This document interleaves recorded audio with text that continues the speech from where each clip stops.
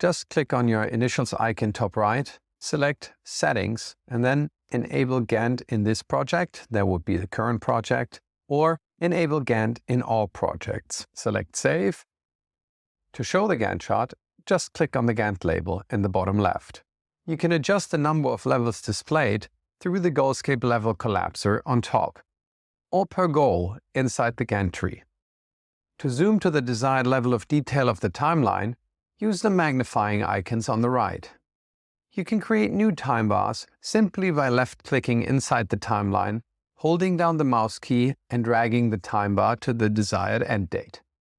Move the bar through drag and drop, or adjust the due date by placing your mouse over the end until it becomes a double arrow. Then move the end date through drag and drop. You can also adjust the start and due dates in the panel. If you only enter a due date, the time bar turns into a milestone icon. Creating dependencies is also very easy. You just move over a time bar and drag the endpoint to another time bar.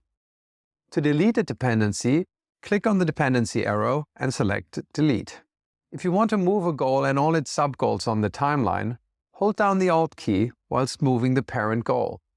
The Command key on Mac or the Control key on PC works just as well. Note that such a move also moves all dependent goals.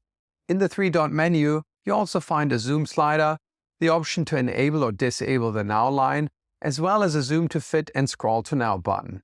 And that's pretty much all you need to know to create beautiful timelines with Goalscape.